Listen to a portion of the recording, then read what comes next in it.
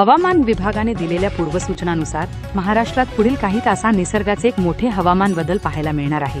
अरबी समुद्र आणि बंगालचा उपसागर या दोन्ही बाजूंनी निर्माण झालेल्या तीव्र हवामान प्रणालींमुळे पुढील 3 तासांत महाराष्ट्रात अतिवृष्टी आणि ढगफुटी सदृश्य परिस्थिती निर्माण होण्याचा इशारा देण्यात आला आहे। समुद्रावरून येणाऱ्या या वाऱ्यामुळे इतकी प्रचंड ऊर्जा साठली आहे की पुढच्या 3 तासांमध्ये महाराष्ट्रामध्ये अतिवृष्टीचा इशारा देण्यात आला आहे। बंगालच्या उपसागरात निर्माण झालेली ही चक्रीवादळाची स्थिती आता तीव्र कमी दाबाच्या पट्ट्यांमध्ये रूपांतरित झाली आहे। त्याचा थेट फटका आता राज्यातील 9 जिल्ह्यांना बसणार आहे। विशेषतः ज्या तालुक्यांमध्ये गेल्या काही दिवसांपासून उष्णतेचा दाह जाणवत होता तिथे आता ढगफुटीचा जबरदस्त तडाखा बसण्याची शक्यता आहे। हे ढग इतके दाट आहेत की ते पुढच्या काही तासात विजांचा कडकडाट आणि गारपिटीसह पाऊस घेऊन येत आहेत। पुढच्या 3 तासात महाराष्ट्रातील हवामानामध्ये बदल होणार आहे जो गेल्या 20 वर्षांमध्ये कधीही पाहायला मिळाला नव्हता। ही आता पावसाची बातमी निसर्गाच्या संकटाची चाहूल देत आहे। आताच्या घडीला हवामान खात्याने जो तातडीचा इशारा दिला आहे तो म्हणजे मुंबईकडून येणारे पावसाचे वारे आता रौद्र रूप धारण करणार आहेत। अरबी समुद्रामध्ये एक मोठी भौगोलिक घटना घडली आहे ज्याचा थेट परिणाम आता मुंबई कोकण किनारपट्टीवर दिसून येत आहे।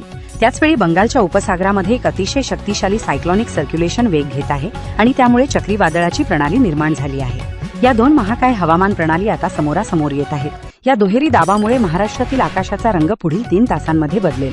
मुंबईकडून येणाऱ्या आर्द्रतेचा वेग वाढला असून हे वारे आता थेट महाराष्ट्राच्या अंतर्गत जिल्ह्यांकडे झेपावत आहेत। पुढच्या काही तासात महाराष्ट्रातील कोणत्या जिल्ह्यांमध्ये पाऊस धुमाकूळ घालणार याची यादी मी तुम्हाला व्हिडिओमध्ये सांगणार आहे। कारण अरबी समुद्रातून येणारी वाऱ्याची दिशा आणि बंगालच्या उपसागरातून येणाऱ्या ढगांचा वेग या दोघांचं मिलन महाराष्ट्रातील ज्या तालुक्यांमध्ये होत आहे त्या ठिकाणी ढगफुटी परिस्थिती निर्माण होईल। हवामान खात्याच्या सॅटेलाइट डेटावरून हे स्पष्ट दिसते की पुढच्या 3 तासांमध्ये कमी दाबाची प्रणाली तीव्र होणार असून चक्रीवादळाची प्रणाली सक्रिय होत आहे। महाराष्ट्राच्या पश्चिमेला असलेला अरबी समुद्र आणि पूर्वेला असलेला बंगालचा उपसागर हे दोन्ही सध्या हाय प्रेशर झोनमध्ये आहेत। मुंबई किनारपट्टीवरती वारे जमिनीच्या दिशेने येत आहेत आणि ते समुद्रातील बाष्प घेऊन येत आहेत। बंगालच्या उपसागरामध्ये जी सायक्लॉनिक तयार होत आहेत ते वारे आता ईशान्य दिशेकडून नैऋत्य दिशेकडे वेगाने सरकत आहेत आणि अरबी समुद्रातील उपसागरातील हे चक्र जेव्हा एकत्र येईल तेव्हा वातावरणामध्ये जो कमी दाबाचा पट्टा तयार होतो तो आकाशामध्ये एका जागी ढग गोळा करून ढगफुटीची परिस्थिती निर्माण करतो। शास्त्रज्ञांच्या मते हे वारे आता थेट महाराष्ट्राच्या 9 जिल्ह्यांकडे झेपावत आहेत। मुंबईकडून हे वारे या जिल्ह्यांकडे झेपावल्यामुळे पुढच्या तासाभरामध्ये महाराष्ट्रातील जिल्ह्यांमध्ये अतितीव्र पावसाची शक्यता वर्तवण्यात आली आहे तर काही ठिकाणी गारपिटीचा इशारा देण्यात आला आहे। ज्या जिल्ह्यांमध्ये दुष्काळ पडण्याचे संकेत वर्तवले जात होते अगदी त्याच ठिकाणी देखील आता हे त्यानुसार हवामान खात्याने पावसाचा नवीन रिपोर्ट जारी केला आणि त्याच ठिकाणी अतिवृष्टी होणार असल्याची शक्यता वर्तवली गेली आहे। महाराष्ट्राच्या पश्चिमेला आणि पूर्वेला सध्या हवेचा दाब प्रचंड वाढला आहे। मुंबईच्या किनाऱ्यावरून येणारं वारं हे आता महाराष्ट्राच्या त्या भागांकडे वळलं आहे जिथे गेल्या अनेक दिवसांपासून पाऊस पडलेला नव्हता। तिथेच असा पाऊस धुमाकूळ घालणार आहे। हे वारे जेव्हा जमिनीवरती भडकणार आहेत तेव्हा ते वाफेच्या स्वरूपात वर जातील आणि ढगफुटी निर्माण होईल।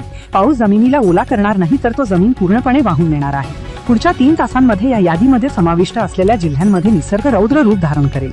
ज्या भागामध्ये आजवर दुष्काळाची चर्चा होती तिथेच आता उलट प्रवाह सुरू होईल कारण महाराष्ट्राच्या हवामानाने एक भयानक युटर्न घेतला आहे। आज सकाळीच 9 जिल्ह्यांची एक रेड लिस्ट जाहीर झाली आहे। ही यादी मी तुम्हाला पुढील काही मिनिटांमध्ये सांगणार आहे कारण त्यातील जे 3 जिल्हे आहेत जिथे पुढच्या 3 तासांमध्ये सोलापूर आणि पंढरपूरमध्ये जे नुकसान झालं होतं ते फक्त ट्रेलर होतं पण आता तर हवामान खात्याने 9 जिल्ह्यांची जी यादी दिली आहे तिथे पुढच्या 180 मिनिटांमध्ये निसर्गाचा महातांडव सुरू होणार आहे। अरबी समुद्र आणि बंगालच्या उपसागरातील मिलनातून एक मॉन्स्टर सिस्टम तयार होत आहे जी आज महाराष्ट्रातील 9 जिल्ह्यांचं चित्र पूर्णपणे बदलणार आहे। ज्या जिल्ह्यांनी पावसाचं स्वप्न पाहिलं होतं तिथे आता पाऊस नाही तर ढगफुटीचं सावट निर्माण होत आहे। त्यामुळे तालुक्यांमधील परिस्थिती ही अगदी बदलणार आहे। पुढच्या काहीच मिनिटांमध्ये त्या भागाची यादी तुम्हाला मी सांगणार आहे। 9 जिल्ह्यांपैकी पहिले 3 जिल्हे तर रेड झोन मध्ये आहेत जिथे पावसाचा जोर हा रात्रीच्या वेळेस वाढणार आहे। अरबी समुद्राचे वारे जेव्हा बंगालच्या उपसागराशी धडकणार आहेत तेव्हा निसर्ग आपली सगळी नियमावली मोडीत काढणार आहे। त्यामुळेच हे वारे पुढील 3 तासांमध्ये महाराष्ट्राच्या दिशेने सरकतील। ज्या ठिकाणी दुष्काळ पडणार होता असं संकेत वर्तवले गेले त्या ठिकाणी ढग दाटून आले आहेत आणि सायलेंट किलर तयार झाला आहे। केरळच्या किनारी भागातून जो पाऊस सुरू झाला आहे तो आता कर्नाटक ओलांडून आपल्या महाराष्ट्राच्या दिशेने पुढे सरकत आहे। हवामान शास्त्रज्ञांच्या मते अरबी समुद्रामध्ये एक अशी भौगोलिक घटना घडली आहे जी या शतकातील सर्वात मोठी हवामान प्रणाली ठरू शकते। आधी केरळची स्थिती पाहिली तर तिथे अरबी समुद्रातील आर्द्रतेमुळे ढगांनी इतकी गर्दी केली वेग हा 40 ते 50 किमी असल्याने इथे मुसळधार पावसासोबत समुद्राच्या लाटांचा वेगही वाढला जाईल।